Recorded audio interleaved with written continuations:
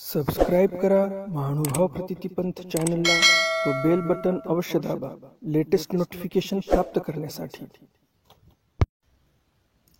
दंडवत हो.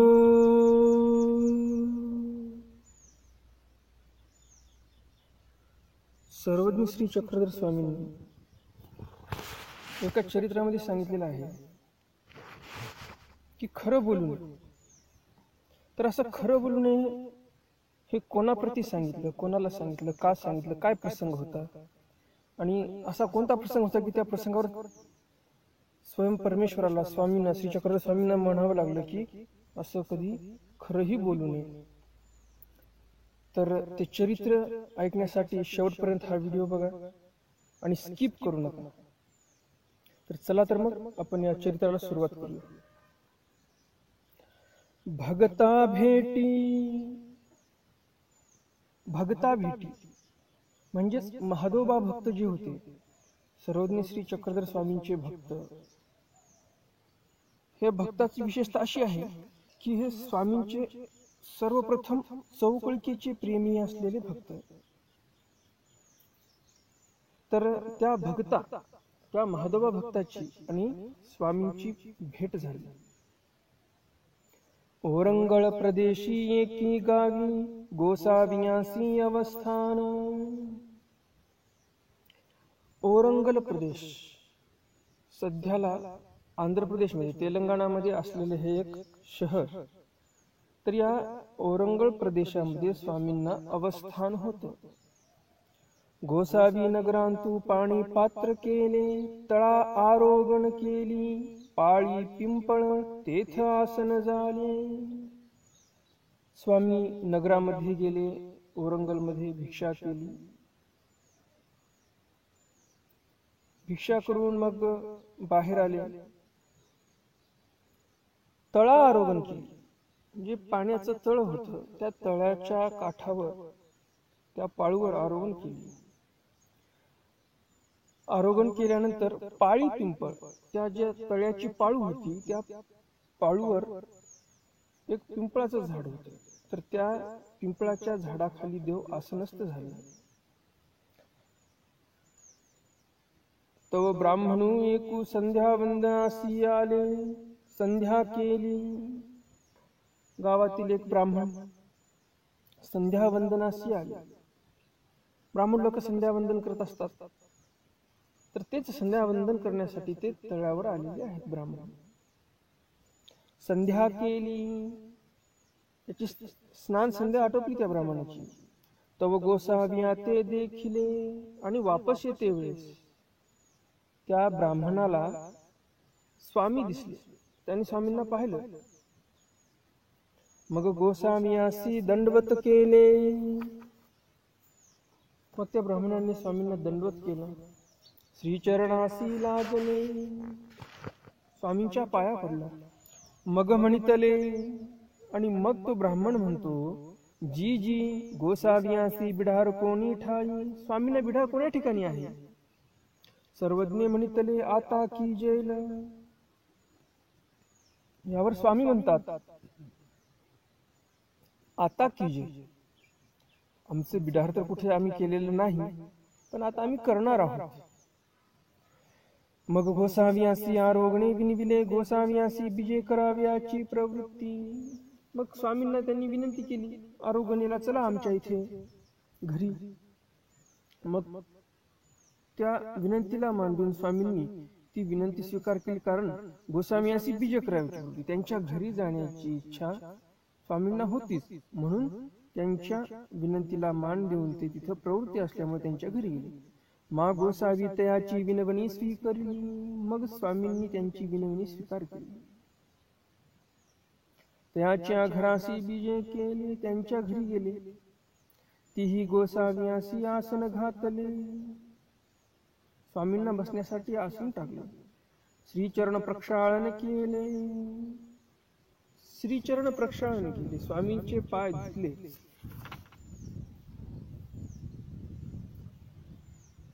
मग बहिणी ते तेने म्हणितले, ये ये गोसावियासी दंडवत घाली. मग ते भक्त म्हणतात बहिणीला, ये बहिणीला बोलवतात ये म्हणून. आणि काय म्हणतात तर गोसावी अशी दंडवत घाली, स्वामींना दंडवत कर असे म्हणतात. ती दंडवतासी आली, गोसावी अशी दंडवत केली. बहीण आली, स्वामींना दंडवत केला आणि लगेच मग ताट केले, आरोगण झाली. मग त्या बहिणीनं लगेच ताट केलं, आरोगण झाली स्वामींना. गुळा झाला विडा झाला, स्वामींना गुळा झाला विडा झाला. मग तेने ब्राह्मणी गोसाविया ते विनविले. मग त्या ब्राह्मणाने स्वामींना विनंती केली, जी जी गोसावी जव येथ असती तर गोसावी येथची आरोगण करावी. तो ब्राह्मण म्हणतो की जोपर्यंत स्वामी या गावामध्ये आहेत तोपर्यंत आमच्याच घरी आरोगण करावी, आमच्याच घरी जेवण करावे. उपरियेवरी पहुडू स्वीकारावाजी. उपरियेवरी म्हणजे माडीवर, पहुड स्वीकारावा, वर झोपावं माडीवर. माझी बहिणी गोसाव्याची सेवा करील. माझी जी बहीण आहे ती तुमची सेवा करत राहील. गोसाव्याची प्रवृत्ती, गोसावी त्याची विनवणी स्वीकारली. स्वामींना तशी इच्छा होती तिथं थांबण्याची, म्हणून स्वामींनी ती विनंती स्वीकार केली. मातेने आपुली बहिणी ते म्हणितले.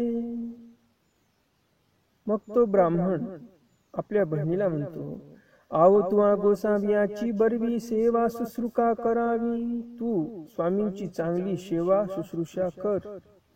मग उपरीयेवरी गोसाव्यासी अवस्थान झाले. मग उपरीवर माडीवर जाऊन स्वामींचं अवस्थान झाले, तिथं स्वामी राहायला लागले. पहुडू झाला, स्वामी तिथं झोपले. तयांची बहिणी गोसाव्यांची सेवा शुश्रूषा करीती. गोसावी तेथ राज्य करू लागले. त्या ब्राह्मणानं सांगितल्याप्रमाणे त्या ब्राह्मणाची बहीण स्वामींची सेवा शुश्रूषा करायला लागली आणि स्वामी तिथं राज्य करू लागले, तिथे राहू लागले. गोसावी उदयाची विहरणा बीजे करीती. तवती गोसावी या कारणे उपहारून फजविती.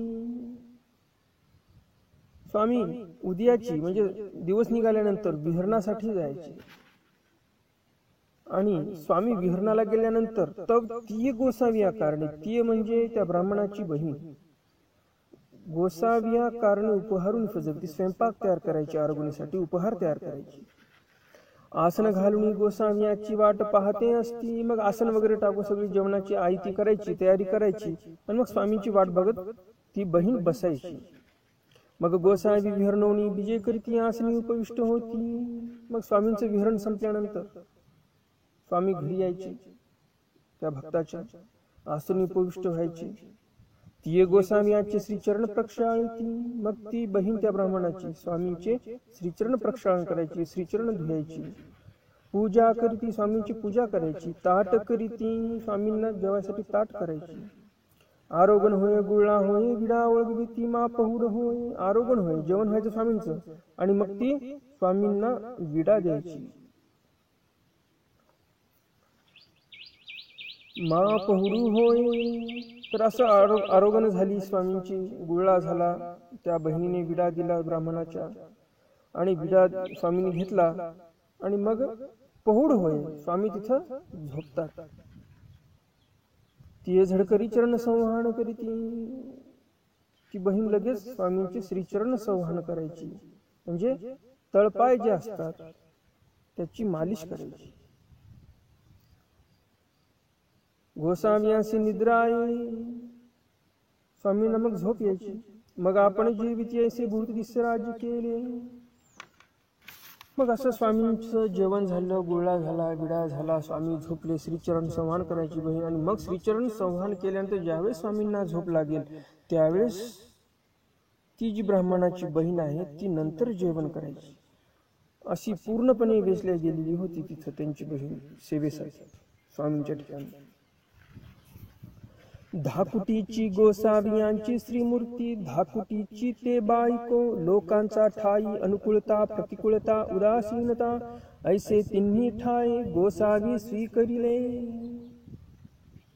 धाकुटीची गोसावियांची श्रीमूर्ती आणि धाकुटीची ते बायको म्हणजे ती बाई म्हणजे त्या ब्राह्मणाची बहीण आणि गोसावी म्हणजे सरळ श्री चक्रधर स्वामी ही धाकुटीची म्हणजे काय तर स्वामींचं वय काय असायचं व्यस्तंपणे स्वीकार केलेली आहे विद्यास्वामींनी. त्यामुळे स्वामींची श्रीमूर्ती कशी दिसायची तर धाकुटी दिसायची, म्हणजे वरिसा 25-27 जणू काही 25-27च्या वयातीतला 25 आणि 27च्या वयात असलेला तरुण ज्याप्रमाणे दिसतो त्याप्रमाणे स्वामी दिसायची.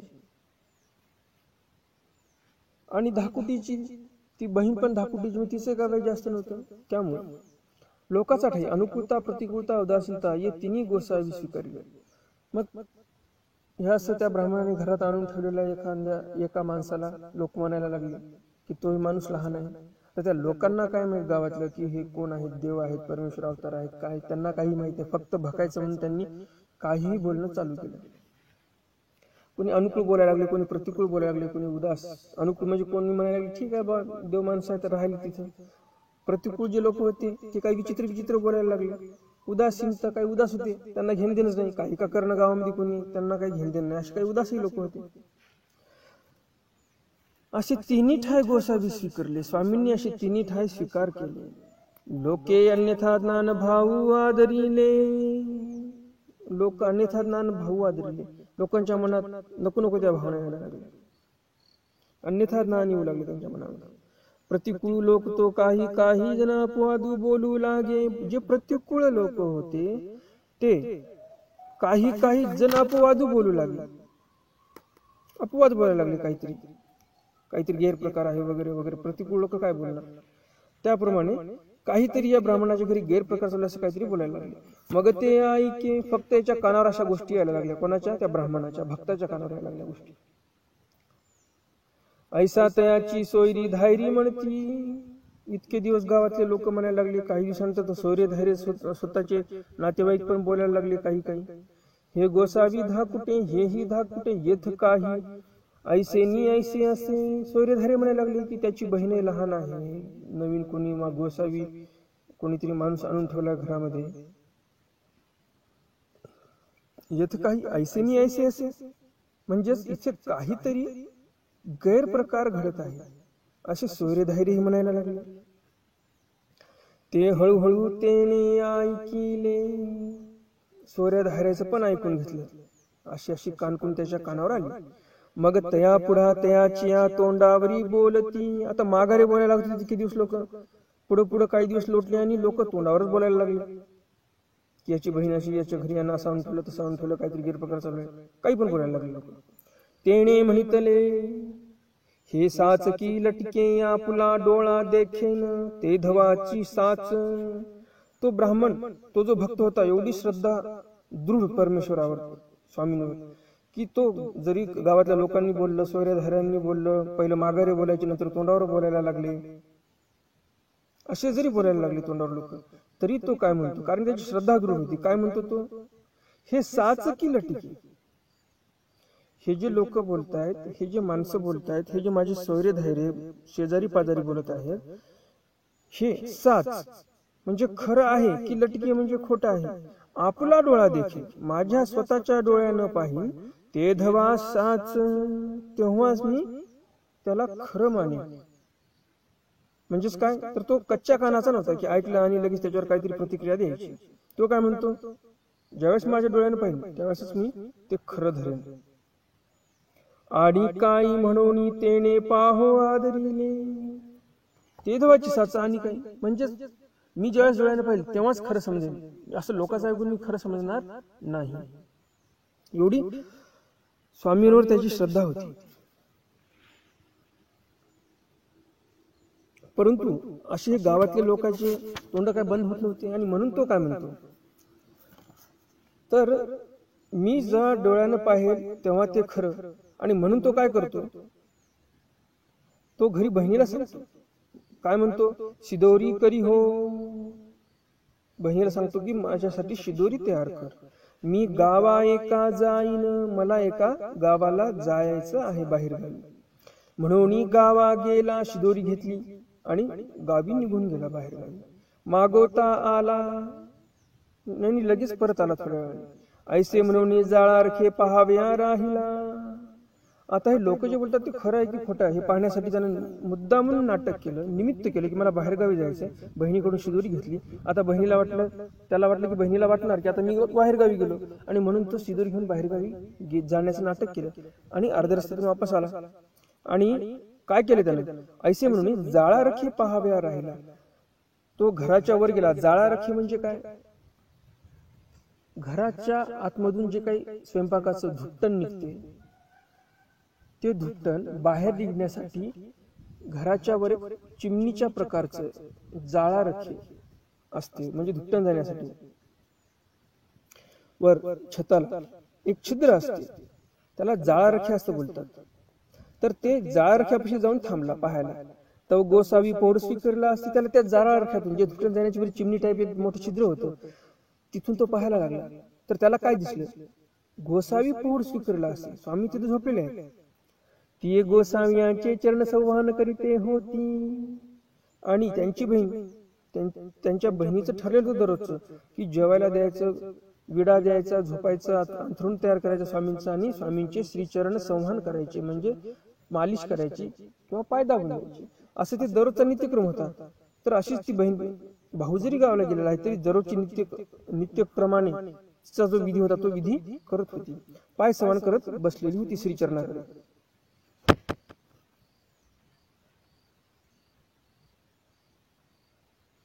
तैसीची गोसाव्यासी निद्रा आली.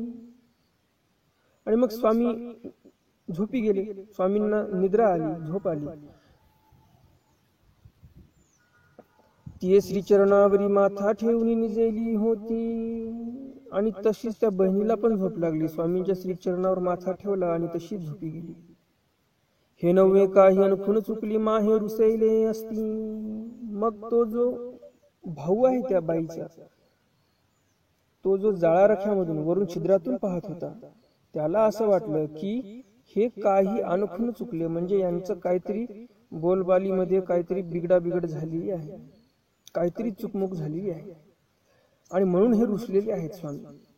हे बुजवीत असे, आणि ही माझी बहीण त्यांना विनंती करत आहे, समजावून घालत आहेत, समजावण्याचा प्रयत्न करत आहे. गोसावी विनंती स्वीकारती ना, आणि स्वामी त्या बहिणीच्या विनंतीचा स्वीकार करत नाही. गोसावी ऐसे करिता ती, म्हणजे हे जे लोक म्हणत होते काहीतरी बोलत होते लोक, हे गावातले शेजारी पाजारी सोयरे धायरे, हे तसंच काहीतरी आहे असं त्या ब्राह्मणालाही वाटलं. ऐसे म्हणून खर्ग काढून आले असं वाटलं त्याला, आणि घरातली खाली उतरला, घरातली तलवार काढली आणि स्वामींजवळ गेला. आणि गोसावी श्री मुकुटावरील पदरुसी करे असा करून फेडिला. आता तो काहीतरी ओखट करणार, म्हणजे ती तलवार स्वामींवर तो चालवणार होता. खडग जो होतं त्याच्या हातातलं ते खडग ते स्वामींवर चालवणार होता. तेवढ्या स्वामींनी श्री मुकुटावरील जे डोक्यावर कपडा घेतलेला होता तो बाजूला केला. त्यात ती कृपा दृष्टी अवलोकनी दुसरे प्रेम उत्तम साधन होते ते संचरले, आणि स्वामींनी त्याला तिथं प्रेमाचा संचार केला. आणि त्याच्या ठिकाणचे सर्व दोष जे होते ते उच्छेदून गेले. त्याच्या मनामध्ये जे काही भावना होत्या, उद्वेगाच्या, रागाच्या, स्वामींना मारण्याच्या जे काही भावना होते ते सर्व नष्ट झाल्या, उच्छेदून गेल्या. त्याच्यामधले सर्व दोष जे होते ते निघून गेले स्वामींनी कृपा दृष्टीने अवलोकन केल्यामुळे. हातीचे खडग उसळून पर्रा पडले, हातातलं जे खडग होतं ते उसळून पलीकडे पडलं. मग तैसीची गोसावी तेथून बीजे केले, आणि तसेच स्वामी तिथून उठले आणि बीजे केले. स्वामी तिथून निघून गेले. सरीसे भक्तही निघाले, स्वामींच्याच मागे भक्तही निघाला. एलाडी पैलाडी गाव गोसावी एका गावा बीजे केले. तिथे एक नदी होती, अलीकडे एक गाव होतं, पलीकडे एक गाव होतं, आणि तिथं स्वामी गेले. एक गावी गोसावी त्या ते म्हणितले भटो, हे पहिलं असेल.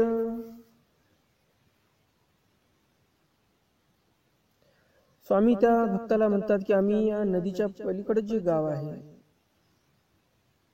तिथं राहतो आम्ही. मासा पाका हे तुम्हाला दर्शन देईल, मी तुम्हाला महिन्या 15 दिवसाला दर्शन देत जाईन. हो का जी, ऐसे म्हणून भक्ता ते राहावी, असं म्हणून भक्ताला तिथं थांबवलं देवांनी. ते गावी राहिले आणि ते भक्त जे होते ते त्याच गावी राहिले. स्वामींनी ज्या गावी राहायला सांगितले तिथे राहिले आणि स्वामी पलीकडच्या गावी गेले. आपण गोसावी त्या गावा बीजे केले. मग असं स्वामी त्या महादोबा भक्ताच्या गावाहून निघाले, दुसऱ्या गावी पोहोचले. त्या गावात गेल्यानंतर स्वामी त्या महादोबा भक्ताला म्हणतात, तुम्ही या गावामध्ये राहा आणि आम्ही पलीकडच्या गावामध्ये राहतो. असं सांगून स्वामी पलीकडच्या गावाला गेले आणि यांना सांगून गेले की आम्ही तुम्हाला महिन्याला 15 दिवसाला दर्शन देण्यासाठी येत जाईल. असं म्हणून स्वामी त्या गावी गेले. आपण गोसावी त्या गावा बीजे केले, ती गावी गोसावी अशी अवस्थान झाले. मग पलीकडच्या गावामध्ये देव राहायला लागले. तेथून भक्ताच्या गावासी ब्राह्मण एकू प्रतिदिनी कणवतीसी ये. तिथून म्हणजे स्वामी ज्या गावामध्ये राहत होते त्या गावामधून एक ब्राह्मण जो होता तो भक्ताच्या गावाशी म्हणजे भक्त ज्या गावामध्ये थांबला होता त्या गावामध्ये कणवृत्तीशी म्हणजे कोरडी भिक्षा म्हणजे काही गहू डाळ तांदूळ असं मागण्यासाठी येत होता, पीठ कूट असं त्याला कणवृत्ती म्हणतात. तर असं ते भिक्षा मागण्यासाठी यायचं. भगती गावीची शिवभरी येती. स्वामींची आज्ञा आहे की हे गाव सोडून जायचं. पण तो ब्राह्मण काय करायचं, गाव सोडून जायचा परंतु त्या गावाची शिव आहे ते शिवीच्या पलीकडे जात नव्हतं. त्या गावाच्या शिववैरी म्हणजे त्या शिवपर्यंत यायच्या. मग त्या ते पुस्ती हा भट्टो या गावा एक पुरक असती. आणि त्या ब्राह्मणाला, तो जो कणवृत्तीला ब्राह्मण यायचा त्या ब्राह्मणाला विचारायचा, हा भक्त काय विचारायचा, गुजरू वेखू गौरवर्ण श्रीमूर्ती लंबकर्ण विशाळ नेत्र जाण बाहू 32 लक्षण कटी प्रदेशी एकूसुडा श्री मुकुटावरी एकूसुडा श्री करी अंजुळी पाणी पात्र ऐसे गोसावी ते गावी राज्य करीत असती की.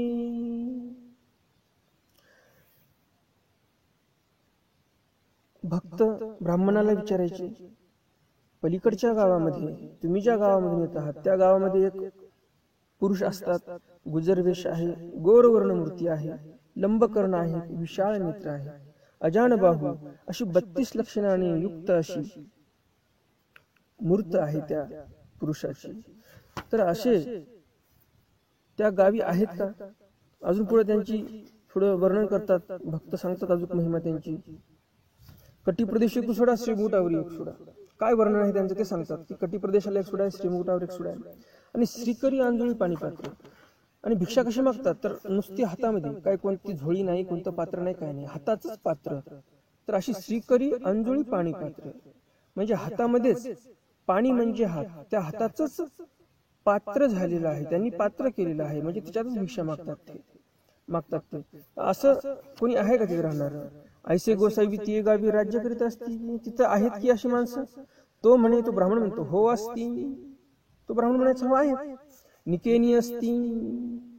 पुन्हा भक्त म्हणायचे चांगल्या प्रकारे आहेत. तो ब्राह्मण म्हणायचा हा निकेनी असती. बरोबर आहे, निकेनी असतात. मग दुःख करीती. मग भक्ताच्या मनामध्ये दुःख यायचं, दुःख वाटायचं त्यांना. त्या कैसा सुरू असते, ते काय करत होते असे विचारतात. कोण भक्त विचारतात त्या ब्राह्मणाला. ना ऐसा ऐसा असते. मग तो जो त्या गावून ब्राह्मण येणार आहे तो भक्ताला सांगतो की असा असा अवसर होता, असं असं काहीतरी. ते मग स्वामी कुठे बसले असतील, कुठे विजनाला गेले असतील, ते सगळं सांगायचं.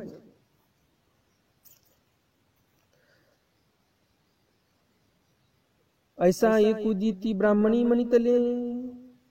तर असं तो ब्राह्मण दररोज या भक्ताच्या गावाला यायचा, भिक्षा मागायला. दररोज तो भक्त विचारायचा आवडीने आणि दररोज तो ब्राह्मण सांगायचा सर्व माहिती, सर्व क्षेमकुशल आहे वगैरे असं सांगायचं. मग एका दिवशी त्या ब्राह्मणाच्या मनामध्ये येते ऐसा एकुदी ब्राह्मणी म्हणितले. असं ते एकदा ब्राह्मणाच्या मनामध्ये आलं. काय आलं, काही पा अस्त्रियासी पुरुखाचा वेधू, पुरुखासी स्त्रियेचा वेधू. तो ब्राह्मण म्हणतो की स्त्रियांना पुरुषाचा वेध असतो आणि पुरुषांना स्त्रियांचा वेध असतो. पुरुखांसी पुरुखांचा येसना वेधू कायसा पा. तो ब्राह्मण म्हणतो की पुरुषाला पुरुषाचा एवढा वेध कसं काय बरं. एकुदी भक्ती ब्राह्मणा ते पुसले. नित्यदिनीप्रमाणे दुसऱ्या दिवशी तो ब्राह्मण स्वामीच्या गावाहून इकडे भक्ताच्या गावाला आला आणि लगेच त्या भक्ताने ब्राह्मणाला विचारलं. तो तेही ते म्हणितले. आता ब्राह्मणाला वाटलं आज आपण खरं काय आहे ते सांगायचं. तो तेही ते म्हणितले.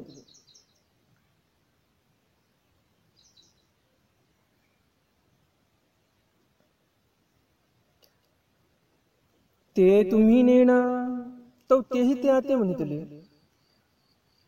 तो जो ब्राह्मण आहे तो त्या भक्ताला म्हणतो, काय म्हणतो, ते तुम्ही नेना, तुम्हाला माहित नाही का? भक्ती म्हणतले कैसे, काय भक्त म्हणतात की काय माहित नाही आम्हाला. नाते ऐसे नि ऐसे वर्तले सर्प निमित्ते. मग तो ब्राह्मण म्हणतो ना, असे नि ऐसे वर्तले, असं घडलं काळ आणि सर्पाचा त्यांना दंश झाला आणि ते निवर्तले. काय सांगितलं त्या ब्राह्मणाने भक्ताला, की साप चावला त्याला आणि ते वारले. ऐसे उमटविले असं त्या ब्राह्मणाने सांगितलं भक्ताला. भक्ती म्हणितले हा भटो हे सत्य. भक्त म्हणतो त्या ब्राह्मणाला, हा भटो हे सत्य, हे खरं आहे ना? सत्य. तो जो ब्राह्मण आहे तो म्हणतो ना सत्य, हो खरं आहे. पुन्हा तो जो भक्त आहे महादोबा भक्त, ते पुन्हा विचारतात ना सत्य, खरं का? पुन्हा तो भक्त म्हणतो, तो जो ब्राह्मण आलेला असतो त्या गावात, सत्य, हो म्हणे सत्य आहे. तिसऱ्यांदा भक्त विचारतात ना सत्य, पुन्हा तो ब्राह्मण म्हणतो सत्य. ऐसे त्रिशुद्धी पुसले, 3 वेळा भक्ताने विचारलं आणि 3 वेळाही त्या ब्राह्मणाने खोटं उत्तर दिलं. तेही त्रिशुद्धी तैसेची म्हणितले आणि दडे करी पडिले. 3 वेळा भक्ताने विचारलं खरंच का, आणि 3 वेळा त्या ब्राह्मणाने सांगितलं हो, मारले. आणि त्या भक्ताने तिथंच आपला देह सोडला. मग त्या ब्राह्मणाला वाटलं आणि दडेकरे पडले, देह विसर्जले. त्याने ब्राह्मण म्हणले, तो ब्राह्मण म्हणतो, आम्ही या ओकटे केले ना म्हणून. तैसाची तो ब्राह्मण उभी आला, अरे ओकटे झाले आता काही करणं म्हणून गोसाव्यापाशी सांगाव्या आला. त्या ब्राह्मणाला भीती वाटली, आता माझ्याकडून तर महापाप झालं, एक ब्रह्महत्या घडली माझ्याकडून. कारण हे महादोबा भक्त हे ब्राह्मणच होते. तर त्याला असं वाटायला लागलं की आता माझ्याकडून ब्रह्महत्या घडली आणि माझ्याकडून फार मोठं पाप झालं, आणि म्हणून तो लगेच स्वामीकडे सांगण्यासाठी आला. स्वामींना सर्व मागील वृत्तांत सांगितला. स्वामी यावर म्हणतात, आहा ओकटे केले हा भट्टो, ऐसा सत्य ही अर्थू न बोलिजे. मग ज्यावर स्वामी म्हणतात की भट्टो, अशी काही खरी जरी घटना घडली असली तरी माणसाने खरं बोलू नये. मा ऐसे असत्य तुम्हा कैसे नि बोलविले. स्वामी म्हणतात की अरे खरं जरी घडलेलं असेल अशी गोष्ट तर माणसानं खरं बोलू नये. कारण अशी जर घटना घडलेली असल्याने पुढच्यालाच आपण काही सांगून असं जर काही पातक घडत असेल तर काही काळापुरतं खोटं बोललेलंच चांगलं. कारण पुढे एवढं मोठं अनिष्ट चुकत असतं. म्हणून म्हणतात की ऐसे असं ते कैसे बोलवले, असं खरं असलं तरी बोलू नये माणसाने, आणि तुम्हाला कसं काय असं खोटं बोललं गेलं. आणि आता कोणी मायचा पोटी रिगाल, आता कोणाच्या पोटी तुम्ही रिगाल. मग गोसावी त्या ते पुसले, भटो तुमते कुदळी पावडे असे, तीही म्हणतले जी जी जा घेऊन या. स्वामी म्हणतात जा कुदळी पावडर घेऊन या, तुमच्याकडे आहे का? त्यावर ब्राह्मण म्हणतो आहे कुदळी पावडर, आणि तो ब्राह्मण कुदळी पावडर घेऊन येतो. तिथं मग कुदळी पावडरने गार खणतात, खड्डा करतात. गोसावी तेच बीजे केले, गोसावी त्या ते श्री करी स्पर्शले. मग गोसावी त्या ते श्री 2 देशी धरून आसन झाले. स्वामी भक्ताला असे डोक्याला धरून मांडीवर मुंडकं घेऊन आसन झाले. मग त्या ब्राह्मणाने खाच खाल्ली, खड्डा केला. स्वामी स्वतः त्याच्यात रिगून पाहिले, म्हणजे आतमध्ये उतरले स्वामी, व्यवस्थित जागा आहे का. मग मानेकडे गोसावी धरिले. ज्या भक्ताला मातीत निक्षेप करायचा ती जागाही स्वामींनी पवित्र करून टाकली आतमध्ये जाऊन. एवढंच या भक्ताची आपुलकी स्वामीच्या ठिकाणी होती. आणि मग मानेकडे गोसावी धरले, पायाकडे तेही ब्राह्मणे धरले. उडक्याकडून स्वामींनी धरलं, पायाकडून त्या ब्राह्मणाने धरलं. मा भक्ताचा निक्षेप केला. स्वामींनी तिथे भक्ताचा निक्षेप केलेला आहे. मग सर्वज्ञ म्हणितले, बाई या सीतेत घडी भरी असे बेचिना. मग हे ते थोनी निघाले अंक. मग स्वामी म्हणतात की आम्हाला तिथे घडीभरही थांबा वाटलं नाही, आणि मग आम्ही इथून त्या गावून निघून गेलो. तर अशी जी लीळा घडलेली आहे, जिथं स्वामींनी भक्ताचा निक्षेप केलेला आहे, ती जर लीळा, त्या भक्ताचं नाव जर कोणाला माहित असेल तर त्यांनी कमेंटमध्ये त्या भक्ताचं नाव टाकावं. आणि आजची ही लीळा आपली संपलेली आहे. दंडवत हो.